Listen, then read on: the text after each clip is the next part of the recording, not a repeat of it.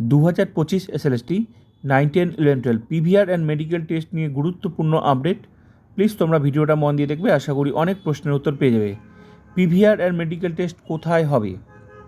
পিভিআরে কোন কোন বিষয়গুলো দেখা হয়?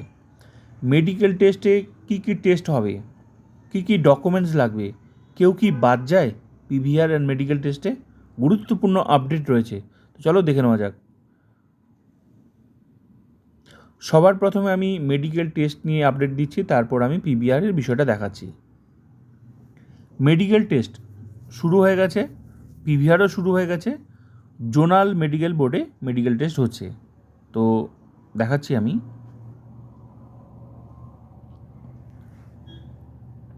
স্কুল ডিস্ট্রিক্ট ওয়াইজ, মানে যাদের কাউন্সেলিং কমপ্লিট হয়ে গেছে তাদেরই কিন্তু এই পিভিআর অ্যান্ড মেডিকেল টেস্টগুলো হচ্ছে, ঠিক আছে? তো বাঁকুড়া, পুরুলিয়া, ইস্ট মেদিনীপুর, ওয়েস্ট মেদিনীপুর, ঝাড়গ্রাম, এখানে যাদের স্কুল তাদের এই ঠিকানা, এই জোনাল মেডিকেল বোর্ডে medical test. Bankura medical college, Bankura Sammilani medical college and hospital, BS সংক্ষেপে বলে বিএস মেডিকেল কলেজ, ঠিক আছে? তো এই ঠিকানায় এই ডিস্ট্রিক্টে যাদের স্কুল তাদের হচ্ছে এই জোনাল মেডিকেল বোর্ডে মেডিকেল টেস্ট। তার জন্য মানে এই জোনাল যে বোর্ডগুলো আছে এর অফিসিয়াল ওয়েবসাইট ফলো করতে হবে, অনলাইন বা অফলাইন নোটিশ পাওয়া যাবে। শুরু হয়ে গেছে প্রসেস, ঠিক আছে? তো যার যেটা ঠিকানা তার সেই বোর্ডটা ফলো করতে হবে। নেক্সট, জোন বি, পূর্ব বর্ধমান, পশ্চিম বর্ধমান, বীরভূম, এখানে যাদের স্কুল আছে এই ডিস্ট্রিক্টে তাদের এই ঠিকানায় মেডিকেল টেস্ট। এটা হচ্ছে Bardhaman medical college and hospital, এই ঠিকানায়, এই জোনাল বোর্ডে। তার জন্য এই বোর্ডের অফিসিয়াল ওয়েবসাইট ফলো করতে হবে বা অফলাইন অনলাইন যেখানেই হোক নোটিশ কিন্তু পাওয়া যাবে। নেক্সট, আলিপুরদুয়ার, আলিপুরদুয়ার, জলপাইগুড়ি, কোচবিহার, উত্তর দিনাজপুর, দক্ষিণ দিনাজপুর, মালদা, দার্জিলিং, শিলিগুড়ি, এখানে যাদের স্কুল, এই ডিস্ট্রিক্টগুলোর মধ্যে যাদের স্কুল তাদের কিন্তু এই north Bengal medical college and hospital এখানে হচ্ছে মেডিকেল টেস্ট। মোট কথা এই ঠিকানায় যাদের স্কুল তাদের কিন্তু এখানেই medical test. Next, school district wise, next Kolkata, south 24 Pargana, এখানে যাদের স্কুল তাদের এই ঠিকানায় medical test, NRS medical college and hospital, এই জোনাল বোর্ডে। যার যেটা তাকে কিন্তু সেটাই কিন্তু সেই জোনাল বোর্ডটাই ফলো করতে হবে।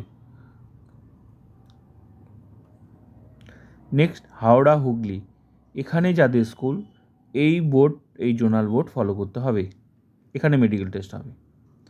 নেক্সট, নদিয়া, মুর্শিদাবাদ, নর্থ 24 পরগনা, এখানে যাদের স্কুল তাদের হচ্ছে এখানে RG Kar medical college and hospital, এখানে মেডিকেল টেস্ট। টোটাল 6টা, আমি 6টাই তো দেখালাম, টোটাল 6টা জোনাল বোর্ড আছে, এখানেই কিন্তু এই জোনাল বোর্ডগুলোতে কিন্তু মেডিকেল টেস্ট হচ্ছে। যাদের বাকি আছে তাদেরও এখানেই হবে। তো যার যেখানে পড়ছে জোনাল বোর্ডগুলো সেখানেই। তার মধ্যেও একটা বিষয় মনে রাখতে হবে, সবারই কিন্তু সমস্ত জোনাল বোর্ডের যে নোটিশগুলো মেডিকেল টেস্ট সেগুলো ফলো করতে হবে। কেন? কারণ প্রসেসটা কমপ্লিট করার জন্য কিন্তু কারো নাম অন্য নোটিশেও থাকতে পারে, তাই সবার কিন্তু সব নোটিশই ফলো করা উচিত যে নামটা আছে কি না। প্রসেস কিন্তু শুরু হয়ে গেছে, ক্লিয়ার? মোটামুটি তাহলে যা বোঝা যাচ্ছে সমস্ত জোনাল বোর্ডের নোটিশগুলোই ফলো করতে হবে যে নামটা আছে কি না। যদিও মানে স্কুল ডিস্ট্রিক্ট ওয়াইজ হওয়ার সম্ভাবনাটাই বেশি হচ্ছেও তাই, কিন্তু তবুও মানে ফলো করা উচিত, ক্লিয়ার? কারণ প্রসেসটা কমপ্লিট করার জন্য অন্য বোর্ডেও কিন্তু হয়তো দেখা গেল সেই সময় এই বোর্ডে কোনো অসুবিধা আছে যে এখন আমরা নিতে পারছি না, অন্য বোর্ডে দিয়ে দিল, ওই যাদের মেডিকেল টেস্ট অন্য বোর্ডে দিয়ে দিতে পারে যে ওইখানে হয়ে যাক প্রসেসটা। তার জন্য সবারই কিন্তু সমস্ত বোর্ডগুলো কিন্তু ফলো করা উচিত। সঙ্গে এবার তাহলে এই জোনাল যে বোর্ডগুলো আছে এগুলো তো ফলো করতে হবেই। এছাড়াও নোটিশের জন্য WBBSE, West Bengal board of secondary education, যেখান থেকে মধ্যশিক্ষা পর্ষদে ভেরিফিকেশন হচ্ছে, সেটাও ফলো করা উচিত। কখনো আবার ওখানেও নোটিশ দিয়ে দেয়, আগেও আমরা দেখেছি। এছাড়াও হেলথ ওয়েবসাইট প্লাস সঙ্গে হচ্ছে এগুলো, এই ওয়েবসাইটগুলো, এই জোনাল বোর্ডের ওয়েবসাইটগুলো ফলো করা উচিত, তাহলেই নোটিশ পাওয়া যাবে। শুরু হয়ে গেছে প্রসেস। ক্লিয়ার? তাও মেডিকেল টেস্ট ক্লিয়ার হয়ে গেল। এবার মেডিকেল টেস্টে কী কী টেস্টগুলো আমি সেটা তুলে ধরছি। মেডিকেল টেস্টের নোটিশ, এটা যেমন নোটিশ আমি শেয়ার করেছি, মেডিকেল টেস্ট শুরু হয়ে গেছে, ঠিক আছে। আরজিগড়, যেমন এই যে RG Kar medical college hospital, medical test শুরু হয়ে গেছে। এটার মেডিকেল টেস্ট আছে এই যে 10 তারিখে, এটা 10 তারিখে, জুলাই মাসে 10 তারিখে। তো প্রসেস শুরু হয়ে গেছে। এইভাবে ধাপে ধাপে নোটিশ আসে, যাদের নাম নেই চিন্তার কোনো কারণ নেই, ধাপে ধাপে নোটিশ কিন্তু দিয়ে দিচ্ছে, ঠিক আছে। 11-12, এরপর 9-10 সেম প্রসেস একইভাবে। তো টেস্টগুলো এগুলোই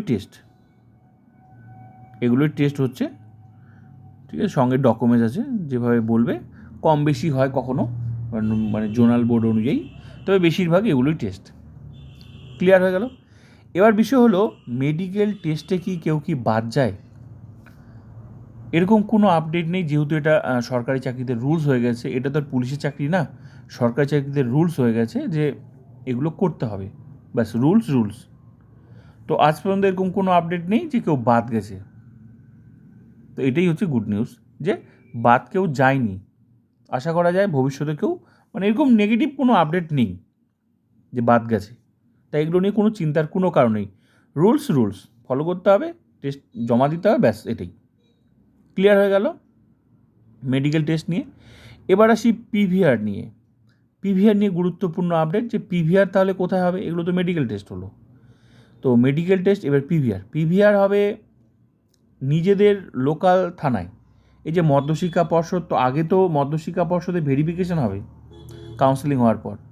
তো কাউন্সেলিং হওয়ার পর যখন মধ্যশিক্ষা পর্ষদে ভেরিফিকেশন যেমন হচ্ছে, যেমন ভেরিফিকেশন কন্টিনিউ চলছে, যেমন আগামীকাল আছে, 7 তারিখ আছে, তো এরকম কন্টিনিউ চলছে ভেরিফিকেশন।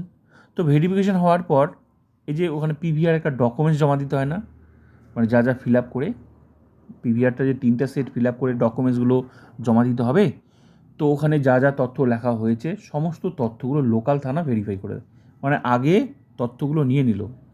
পিভিআরটা তো গ্যাজেটেড অফিসারকে দিয়ে অ্যাটাস্টেড করিয়ে তো জমা দিতে হবে মধ্যশিক্ষা পর্ষদের অফিসে।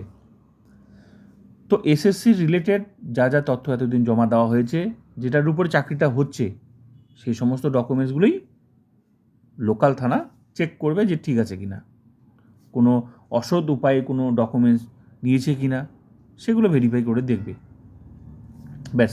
আর কিছু প্রয়োজন অনুযায়ী আলাদা ডকুমেন্টসও চাইতে পারে, কিন্তু এমন কোনো কঠিন ডকুমেন্টসও চায় না, হ্যাঁ, আগেও তো হয়েছে। আর হচ্ছে ওই লোকাল, মানে অ্যাড্রেস প্রুফ, ব্যাস। আর সঙ্গে যাবতীয় এসএসসি রিলেটেড যা ডকুমেন্টস, ব্যাস, এগুলোই। এমন কোনো কঠিন বিষয় নেই, এই হচ্ছে বিষয়।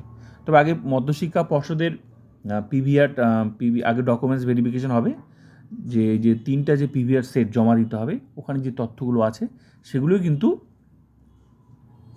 ভেরিফাই করে দেখবে। সঙ্গে এসএসসি রিলেটেড যা যা ডকুমেন্ট, মানে যেটা দিয়ে চাকরি হলো, সেই সমস্ত তথ্যগুলোই দেখবে, ডকুমেন্টসগুলো চেক করবে ঠিকঠাক আছে কি না, বা কোথাও থেকেও মানে ডুপ্লিকেট সার্টিফিকেট আছে কি না, সমস্ত কিছু দেখবে। বিশেষ করে বেশি হয় ওই কাস্ট সার্টিফিকেট যদি কারো ডুপ্লিকেট থাকে, ঠিক আছে। তো কঠিন বিষয় নেই, এগুলো জাস্ট রুলস, মানে পজিটিভ দিকটাই নেওয়া ভালো, নেগেটিভ কিছুই নেই। মানে আজ পর্যন্ত এরকম কোনো আপডেট নেই যে বাদ গেছে, এরকম কোনো আপডেট নেই। তাই এটা নিয়ে চিন্তার কোনো কারণ নেই যে কেউ বাদ গেছে, এরকম কোনো আপডেট নেই। যদি তোমাদের থাকে তোমরা দিতে পারো, কিন্তু আমার এরকম কোনো আপডেট নেই যে কেউ বাদ গেছে, আগেও তো হয়েছে, তাই চিন্তার কোনো কারণ নেই। তো পিভিআর হচ্ছে লোকাল থানায়, নিজের লোকাল থানায়, যার যেখানে থানা, ডিআইবি সেক্টরে পিভিআর, সে যেভাবেই হোক ডেকে নিবে, যেভাবে হোক খবর দিয়ে, খোঁজ দিয়ে, যেভাবে হোক। মোট কথা, মধ্যশিক্ষা পর্ষদে ভেরিফিকেশন হওয়ার পর নিজেদের টার্গেট থাকবে যে মেডিকেল টেস্টটা জন্য ওই জোনাল বোর্ডগুলো ফলো করতে হবে, যে যে জায়গাগুলো বললাম। সঙ্গে এখানে নোটিশ না পেলেও অফলাইন। আর পিভিআরের জন্য নিজেদের লোকাল থানা খোঁজ রাখতে হবে, যেহেতু মানে মধ্যশিক্ষা পর্ষদে ভেরিফিকেশন হয়ে গেছে, পিভিআরের 3টা সেট জমা দেওয়া হয়ে গেছে, মানে অ্যাকচুয়ালি যাদের মধ্যশিক্ষা পর্ষদে ভেরিফিকেশন হয়ে যাচ্ছে তাদেরই কিন্তু তারপর নিজেদের লোকাল থানায় ডকুমেন্টস মধ্যশিক্ষা পর্ষদ পাঠিয়ে দিবে যে এদের এগুলো করুন, কি বলে, পিভিআরটা করুন, সেরকম ভিতরে ভিতরে ডকুমেন্টস চলে যাবে। তো তখন যেভাবে হোক যোগাযোগ করে নেবে। মোট কথা নিজেরও টার্গেট রাখতে হবে যে পিভিআরটা কমপ্লিট করতে হবে, কারণ এই পিভিআর মেডিকেল টেস্ট কমপ্লিট হলে তারপরেই কিন্তু এই অ্যাপয়েন্ট লেটার পাওয়া যাবে মধ্যশিক্ষা পর্ষদ থেকে। যদি না কমপ্লিট হয় তাহলে কিন্তু অ্যাপয়েন্ট লেটার দেবে না। আর পিভিআর মেডিকেল টেস্টে আজ পর্যন্ত এরকম কোনো নেগেটিভ খবর নেই যে কেউ বাদ গেছে, তাই চিন্তার কোনো কারণ নেই। ডকুমেন্টস প্রয়োজন অনুযায়ী কম বেশি হতে পারে, সবার ক্ষেত্রে সমান নাও হতে পারে, ঠিক আছে। ওদের সন্দেহ হলে আলাদা কোনো ডকুমেন্টস চাইতেও পারে প্রয়োজন অনুযায়ী। তবে বেশিরভাগটাই নর্মাল, যেগুলো ডকুমেন্টস লাগে এতদিন যা লেগেছে সেগুলোই, আর সঙ্গে রেসিডেন্সিয়াল প্রুফ যেটা অ্যাড্রেস প্রুফ সেটা লোকাল, ব্যাস এগুলোই ডকুমেন্টস। তো চিন্তার কোনো কারণ নেই। তো এই ছিল আপডেট। তো ভিডিওটা ভালো লাগলে like comment subscribe and share.